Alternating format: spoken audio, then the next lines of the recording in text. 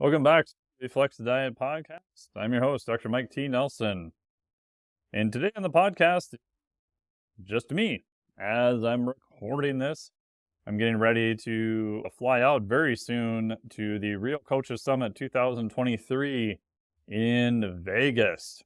You can come see myself speak, along with a huge list of other people: Stan Efferding, Alex Viata, Allie Gilbert, Dr. John Mike, Jade, many others, over 2 days in Vegas. If you're not able to be there in person, they still have virtual recordings. You can sit in your pajamas at home on your couch and watch all of it. So go to Real Coaches Summit. I'll have a link in the podcast here below.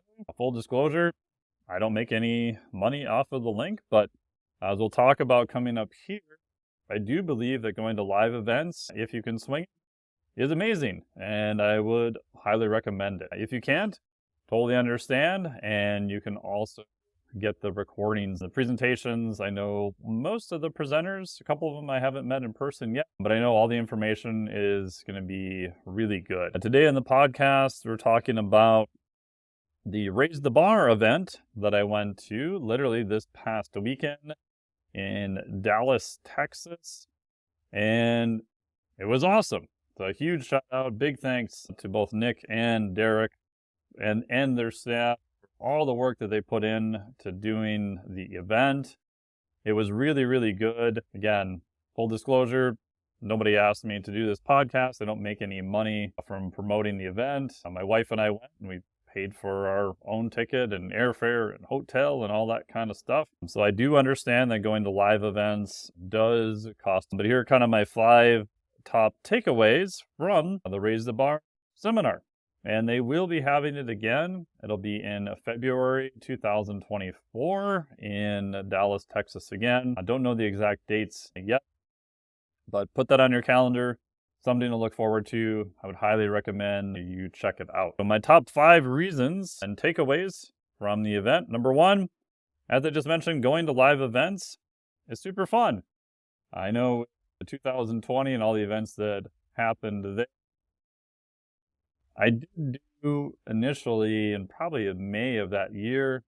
I won't say the organization, but I did 3-day seminar through an advanced nutrition organization, and the conference, which was virtual, was great. I mean, the information was awesome. The presentations were pretty good. I got to see some well-known researchers that I haven't seen speak before, many of them from other parts of the country that it's much harder for them to show up at conference, especially from Australia, New Zealand, and other parts of the world where you're literally a 12 to 15 hour plane flight away just to get to a conference. I totally understand that a lot of those people can't make it to conferences, at least in the US. And it was great to see them speak. I also realized after the first day I had signed up for 3 full days, oh man, it was like pulling teeth, and I didn't even go to many of the talks the second and third day. I cherry-picked a few of them and watched them. Again, the information was great, and I definitely learned some things from it. But man, like 3 full days of information was a little much. I kind of maxed out at around a day and a half, and then I watched the other lectures at different times. So if I were to do that again, I would take the recordings, and I would probably not watch the event live, and I would watch the recordings. For me personally, I'd probably just watch one each day. But again, the benefit now is that we can do live events. The downside is it is an expense. So for example, as I mentioned, my wife and I went to the Raise the Bar seminar this past weekend. So you got to buy 2 flights, and you've got to get there. So you've got Ubers and transfers and a hotel, and then the ticket, and then food. So it definitely is an expense, but I like to view that as more of an investment and not necessarily just money coming out of your bottom line. I know for myself, like different events that I've been fortunate enough to present at, not all of them, but I would say a vast majority of them, in time, probably paid for themselves. It's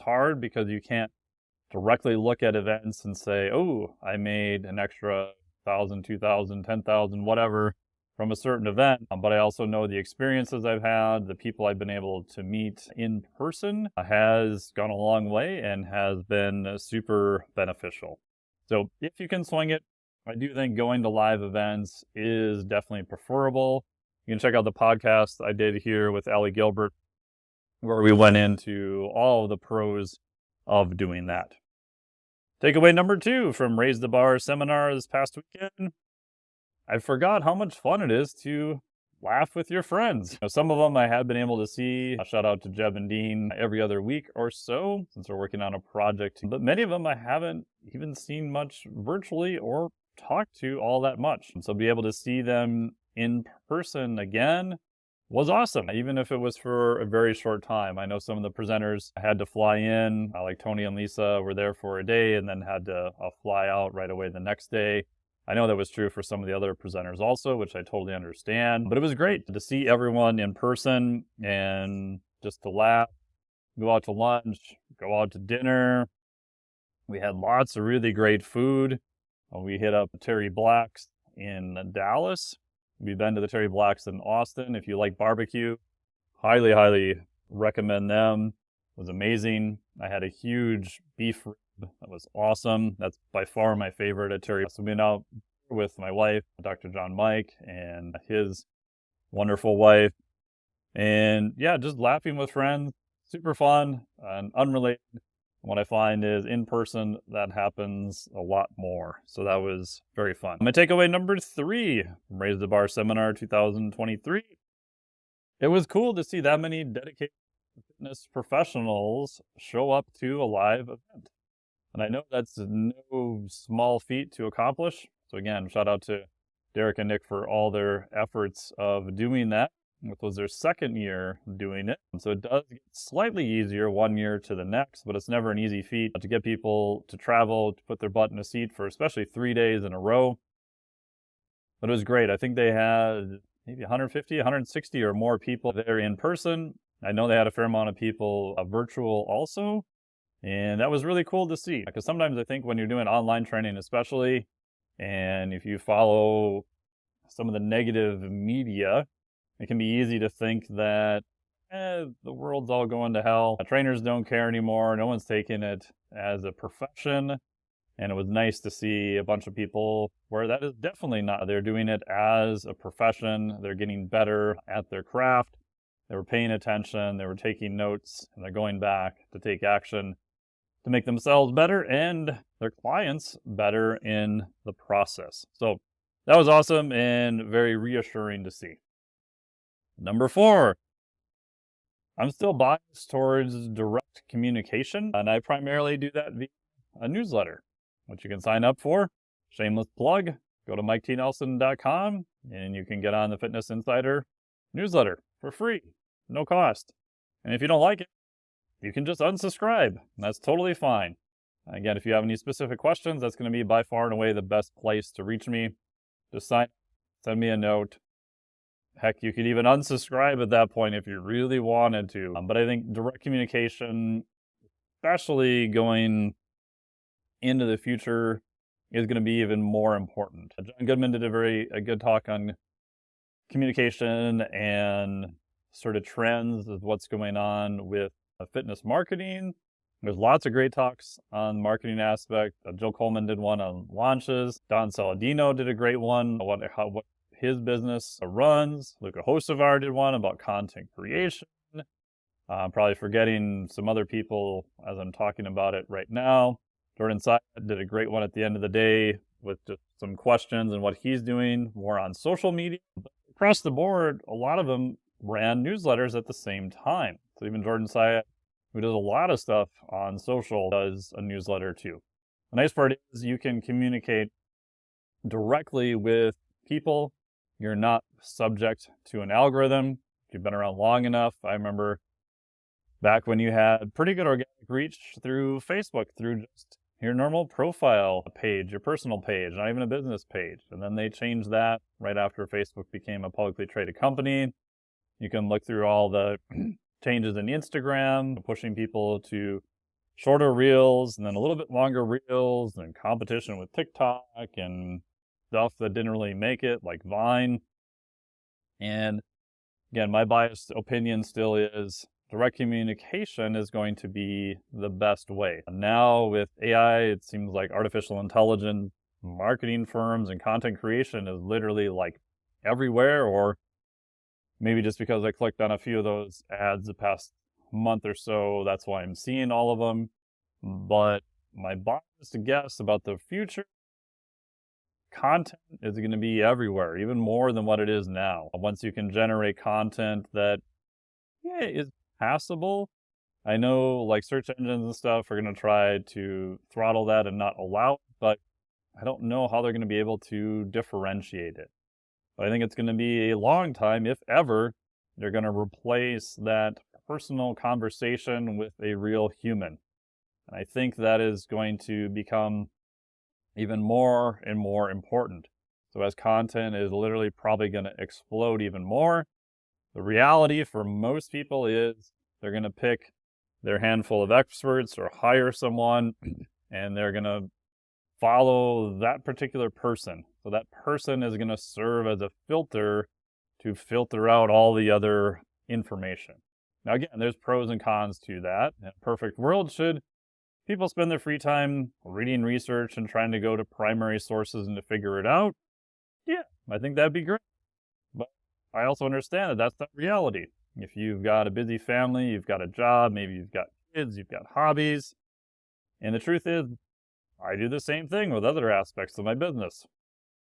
I have a CPA who I hire and pay lots of money.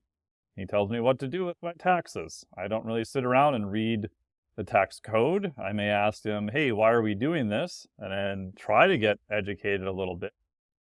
Same thing for technical stuff. We just flipped all of our servers over to a new hosting, and the tech person we work with said, hey, I think this will be better for you. And I just said, okay, sure. He's great. He's worked for us for many years, and I trust him. I didn't even really look any further into it. So I think for fitness and nutrition, it's going to be the same thing, and it's probably going to intensify even more. The takeaway of that is, if you're running a personal training business, I think having a way to communicate to your customers or potential customers directly as an authentic, real human being is going to be even more important. Now, again, you can apply that to social media. You can apply it to YouTube videos. That concept can be applied wherever. It's just the distribution network is going to be different. Again, my bias is I like direct communication that's not subject to an algorithm. The downside is it is harder to get email addresses now than it was 10 years ago, because a lot of people write crappy newsletters that nobody wants to read. Put in time, learn your craft, be an actual human being, try to write, make it a little bit more infotainment. Again, that's what I attempt to do on my newsletter. It was cool at the event. Many people came up who were on my newsletter and said hi and gave me some nice compliments about writing, which was very sweet of them. So yeah, newsletters, direct communication, I think is going to be much bigger in the future. And number 5, last item here as we wrap up. For me, it was a very cool reminder that I have a great job. I get to do stuff that I enjoy. I sit around, drink coffee, read research, translate that into the newsletter, into different products, such as the heart rate variability education course, Flex Diet certification, a PhysFlex certification. We also have the Gonzo Grip program with Adam Glass. And for me, it's awesome that I get to take all this knowledge, experience, research, my own trials, failures, successes, and package it into a system and a framework that can help other people and shorten that time that it takes. And I think it was Derek Mendoza that said this, that in essence, what people are paying for is speed. Like, yes, you could learn nutrition, you could go back and do an undergraduate. I did mine in Bachelor of Arts, Natural Science, do a master's, and then I did my PhD in metabolic flexibility through the exercise physiology department. I would not recommend that approach. If you want to get a PhD, great, go for it. To learn nutrition, probably not the fastest approach. However, I've tried to distill all that knowledge and 15 plus years of coaching clients into a system that you can literally take and go ahead and apply. Same thing with the advanced stuff through the physiologic flexibility certification. You can take that information from my experience and reading of the literature and background and learn it in a fraction of the time, apply it to your clients and make their lives better, and you can earn a nice income from it. So it was nice to see that I have a really cool job as a reminder, even working with one-on-one clients and everything else that I've got going on. So that was good to have time to reflect back on there. And I think, I can't remember which presenter talked about making sure you have an actual goal for your business and what direction you want to go and what that looks like. So there you go. Those are my 5 top takeaways from the Raise the Bar seminar. If you are able to go next year, again, I would highly recommend it. If you have time, you want to come see myself and other people present in Vegas. As of this recording, it's coming up very soon, March 6th and 7th, 2023. We'll have info below.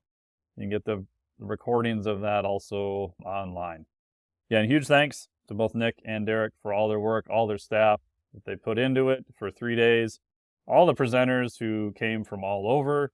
It was awesome to see lots of old friends again, hang out, and share some great food and laughs together. So if you can do a live, I highly recommend. If not, getting information will still move you forward. Thank you so much, and stay tuned for more podcasts here coming up.